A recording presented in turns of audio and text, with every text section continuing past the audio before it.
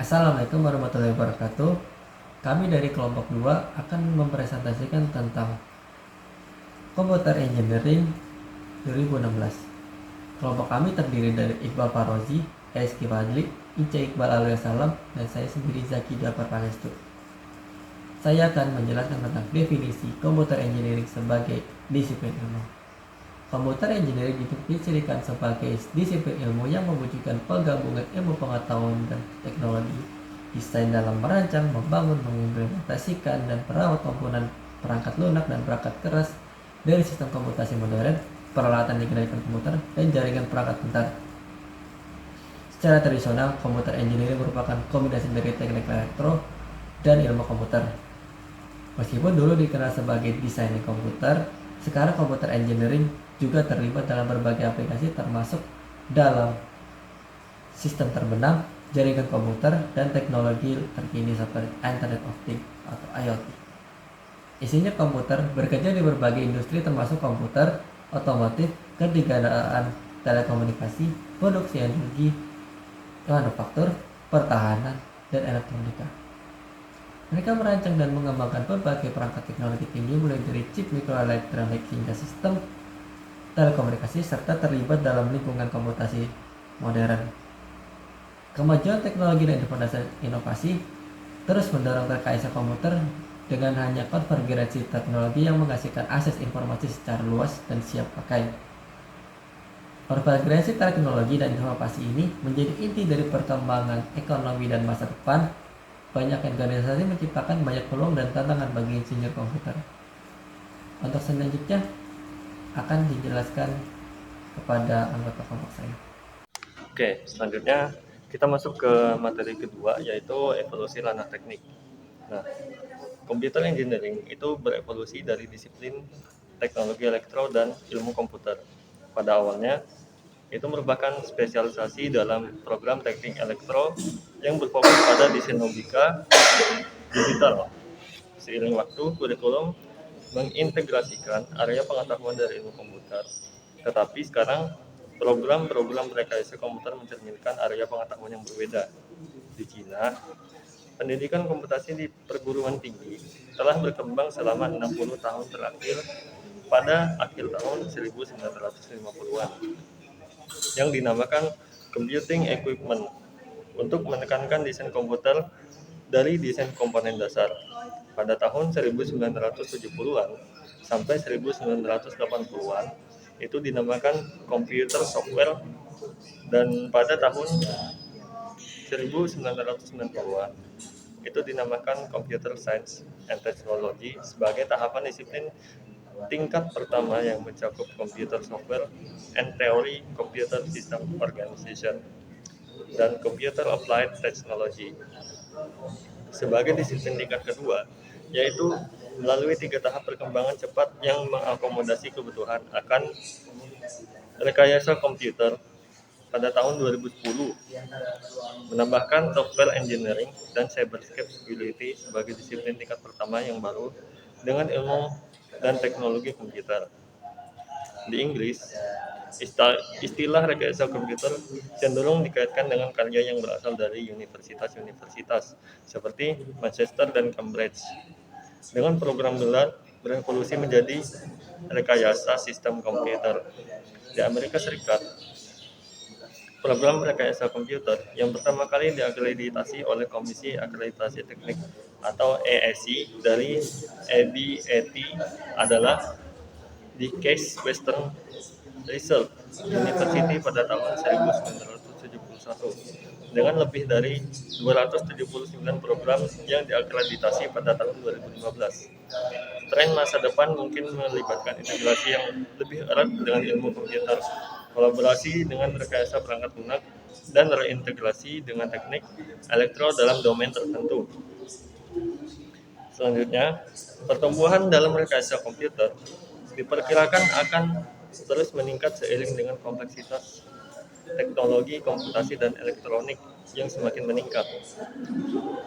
Menjajaki ranah computer engineering merupakan tanggung jawab besar karena memiliki risiko dalam menghadapinya, seperti mesin Schindler X sistem pengendalian lalu lintas udara, atau pembangkit listrik tenaga nuklir. Oleh karena itu, secara profesional perlu melakukan desain dan implementasi dengan penuh kesadaran, memahami konteks profesional, sosial, dan etika yang terkait. Oke, selanjutnya karakteristik lulusan teknik komputer. Dengan meningkatnya penggunaan komputer dan jaringan sekarang ini, seorang insinyur komputer wajib memiliki pengetahuan yang luas mengenai sains dan matematika yang dapat dari studi sains komputer dan teknik elektro yang sesuai standar. Perubahan teknologi yang cepat mengharuskan seorang insinyur komputer untuk terus belajar seumur hidupnya dan menjaga keterbaruan ilmunya. Oke, jadi ada perbedaan ya karakteristik antara lulusan teknik komputer, antara komputer, sains, komputer, teknik, dan komputer elektro. Oke, jadi poin pertama perbedaannya itu yaitu kemampuan mendesain.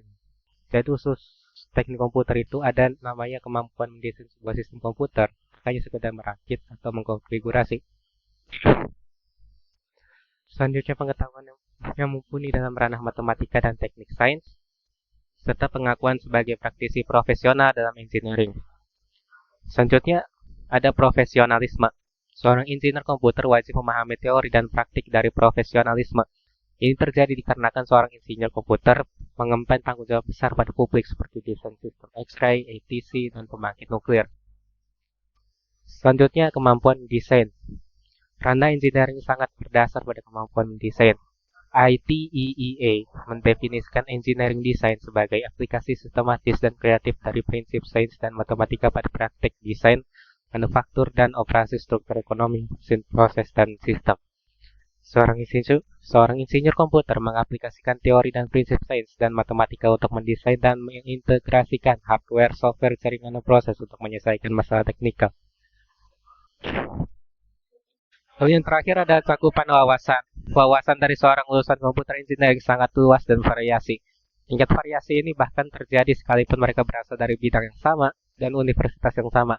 Seorang lulusan komputer engineering diekspektasikan memiliki karakteristik seluruh lulusan komputer engineering, yakni perspektif sistem, di mana mereka mengerti dan mengaplikasikan konsep sistem komputer serta desain hardware dan softwarenya, mendalami dan wawasan luas, di mana mereka familiar dengan area subjek komputer engineering. Selanjutnya ada pengalaman desain, di mana mereka memiliki pengalaman mendesain serta menerapkan desain tersebut. Lalu ada penggunaan alat, di mana mereka itu mengetahui bagaimana penggunaan alat yang berhubungan dengan teknik ranah mereka untuk analisis dan desain komputer. Selanjutnya ada profesionalitas dan skill komunikasi yang baik. Selanjutnya, di setiap universitas penempatan susunan organisasional dari teknik komputer itu berbeda-beda ya. Tapi pada umumnya program rekayasa komputer itu ada yang termasuk pada sekolah teknik, kampus yang masuk pada departemen elektro atau bahkan departemen engineering gabungan. Rekayasa komputer juga muncul pada departemen sains, komputer, seni, sekolah wajib, dan bagian-bagian IT. Profesionalisme dalam bidang teknik komputer, seperti halnya dalam bidang teknik lainnya, adalah suatu profesi yang mengharuskan praktisinya untuk mempertimbangkan konteks sosial, profesional, dan etis dalam praktik mereka. Seorang insinyur komputer memiliki fokus pada desain dan implementasi sistem komputer yang mempengaruhi publik, termasuk perangkat keras dan perangkat lunak. Mereka harus memperhatikan hak kekayaan intelektual, isu hukum, keamanan, dan privasi. Lalu mereka juga harus memperhatikan tanggung jawab hukum serta isu ekonomi dalam pekerjaan mereka.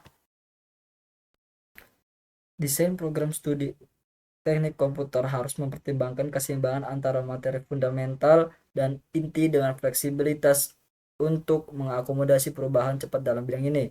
Meskipun tradisi menyarankan pemberian prioritas pada materi fundamental di awal program, pandangan ini harus dipertimbangkan dengan perspektif mahasiswa yang mungkin membutuhkan aplikasi teknik komputer yang lebih.